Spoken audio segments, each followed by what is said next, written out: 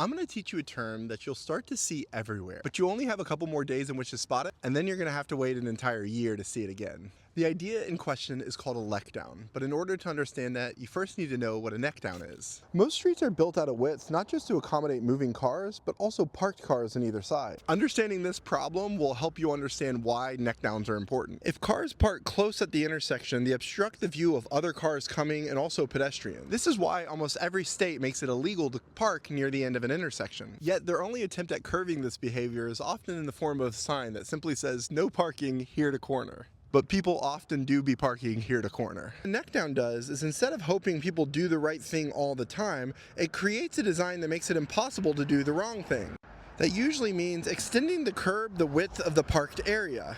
So it's not narrowing the passageway of the road. Two cars can still comfortably move through there. It's also not reducing parking, as people weren't allowed to park there in the first place. It extends the curbs out to here so that people crossing on foot have a shorter distance in which to cross. It also introduces a traffic calming technique, sometimes referred to as optical narrowing. When the road gets narrower, you instinctively slow down. Because intersections account for a disproportionate amount of crashes, it makes sense to emphasize speed control here. So that's what a neckdown is. Now there's one other term I want to teach you, which is neckdown. This stands for snowy neckdown.